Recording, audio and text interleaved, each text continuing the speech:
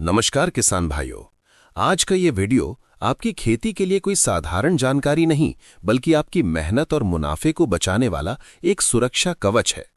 अगर आप खेती को एक गंभीर व्यवसाय मानते हैं तो अगले कुछ मिनटों के लिए अपने बाकी सारे काम छोड़ दीजिए।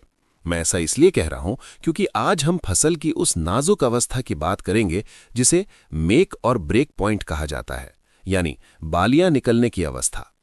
आपने पिछले 3-4 महीनों से जुताई, महंगा बीज और खाद में जो निवेश किया है, उसका असली फैसला इन्हीं 20 से 25 दिनों में होने वाला है। अक्सर किसान शुरुआत में तो जोश दिखाते हैं, लेकिन इस आखिरी पड़ाव पर की गई एक छोटी सी गलती पूरी फसल को बीमारियों का घर बना सकती है या दाने को कमजोर कर सकती है। सबसे पहले हमें यह समझना होगा कि इस समय पौधे के अंदर चल क्या रहा है। वैज्ञानिक भाषा में इसे रिप्रोडक्टिव स्टेज कहते हैं।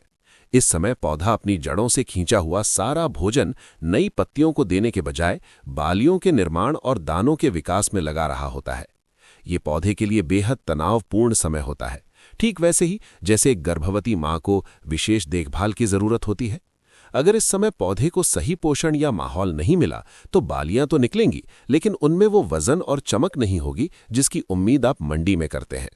अब बात करते हैं सबसे बड़े सवाल की, सिंचाई। किसान अक्सर पूछते हैं, बालियां दिख रही हैं, पानी लगाएं या रुकें?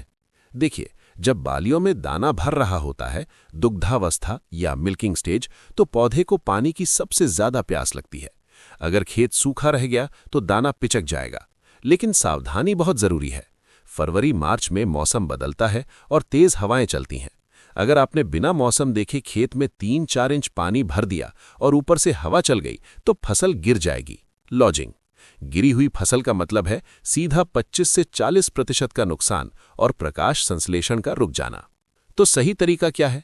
आज के डिजिटल जमाने में आपको स्मार्ट बनना होगा। पानी लगाने से पहले अपने स्मार्टफोन पर हवा की गति चेक करें। अगर हवा 10-15 किलोमीटर प्रति घंटा से तेज है तो पानी रोक दें। सिंचाई हमेशा शाम के समय करें जब हवा शांत हो जाती है, ताकि रात भर में पानी जमीन सोख ले। याद रखें, खेत को लबालब भरना नहीं है, सिर्फ हल्की सिंचाई करनी है। एक देसी तरीका अपनाएं। खेत की मिट्टी का हाथ में लड्डू बनाएं। अगर लड्डू बन रहा है और नमी महसूस हो रही है तो अभी सिंचाई की जरूरत नहीं है। सिंचाई के बाद अगला महत्वपूर्ण बिंदु है पोषण। यहां 80% किसान गलती करते हैं। बालियां निकलते ही उन्हें लगता है कि पौधे को ताकत चाहिए और वो यूरिया डाल देते हैं। किसान भाइयों, इस समय नाइट्रोजन, यूरिया आपकी फसल का दोस्त नहीं, दुश्मन है। यूरिया पौधे को कोमल बनाएगा और उसकी लंबाई बढ़ाएगा, जिससे फसल गिरने का खतरा और बीमारियां लगने का डर बढ़ जाता है। इस समय पौधे को नाइट्रोजन नहीं, बल्कि फास्फोरस दानों के निर्माण के लिए और पोटाश वजन और चमक के लिए चाहिए। पैदावार बढ़ाने के लिए आपको एक खास स्प्रे करना है, NPK 05234, मोनो पोटेशियम फॉस्फेट और बोरॉन। 05234 में 52% फास्फोरस और 34% पोटाश होता है, जो सीधे दानों को भरता है। लेकिन इसके साथ आपको मिलाना है बोरॉन 20%। बहुत से किसान बोरॉन को फालतू खर्चा मानते हैं, लेकिन ये परागण यानी पॉलिनेशन में मदद करता है। अगर आपकी बाली ऊपर से खाली रह जाती है या दाने कम भरते हैं तो वो बोरॉन की कमी है। 1 एकड़ के लिए 1 किलो NPK 05234 और 100 ग्राम चिलेटेड बोरॉन को 120 से 150 लीटर पानी में मिलाकर स्प्रे करें।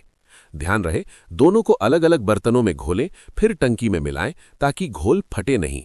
अब बात करते हैं सुरक्षा की। बालियां निकलते समय फसल में मिठास और नमी होती है, जो कीड़ों को न्योता देती है। सबसे बड़ा दुश्मन है माहू, चेपा या एफिड्स। ये छोटे हरे काले कीड़े झुंड में आते हैं और बालियों का रस चूस लेते हैं, जिससे दाना थोथा रह जाता है। खेत के बाहर से सब हरा दिखेगा, लेकिन खेत के अंदर जाकर पौधों को हिलाकर देखें। अगर कीड़े दिखें तो इमीडाक्लोप्रिड 100 ml या थायमेथॉक्सैम 100 ग्राम प्रति एकड़ का स्प्रे करें। इसे आप अपने NPK वाले घोल के साथ भी मिला सकते हैं। कीड़ों के अलावा फंगस यानी फफूंद भी एक बड़ा खतरा है, जैसे गेहूं में पीला रतुआ या कंडुआ रोग। अगर पत्तियों पर पीला पाउडर दिख रहा है या मौसम में लगातार बादल और नमी बनी हुई है तो ये बीमारी रातों रात फैल सकती है। बचाव ही सबसे अच्छा उपाय है। बालियां निकलते समय प्रोपिकोनाजोल या टेबुकोनाजोल जैसे फंगिसाइड का एक स्प्रे आपकी फसल का बीमा करवा सकता है। 500 से 700 रुपए का ये स्प्रे आपको हजारों के नुकसान से बचाएगा। अंत में एक वैज्ञानिक तथ्य, फ्लैग लीफ, झंडा पत्ती। बाली के ठीक नीचे वाली पत्ती ही दाने को भरने के लिए 50% से ज्यादा भोजन बनाती है। इसलिए स्प्रे करते समय नोजल ऐसे रखें कि ये पत्ती सुरक्षित और हरी रहे। साथ ही अगर मार्च में अचानक गर्मी हीट वेव बढ़ जाए तो दाना सिकुड़ने लगता है। गर्मी से बचाने के लिए आप 0050 पोटाश का स्प्रे कर सकते हैं, जो पौधे में लू सहने की ताकत बढ़ाता है और दाने को पिचकने से रोकता है। तो किसान भाइयों, अगले 20 दिनों का रोड मैप साफ है। खेत का रोज निरीक्षण करें, नमी बनाए रखें, कीचड़ नहीं। 5-10% बालियां दिखने पर 05234 और बोरॉन का स्प्रे करें और माहू या रतुआ दिखते ही दवा छिड़कें। खेती घाटे का सौदा नहीं है, बस सही समय पर सही फैसले लेने की जरूरत है। अगर आपकी फसल में बालियां पूरी निकल चुकी हैं और दाना सख्त हो रहा है तो आप 13-045 का प्रयोग कर सकते हैं। अपने सवाल कमेंट में जरूर पूछें। धन्यवाद।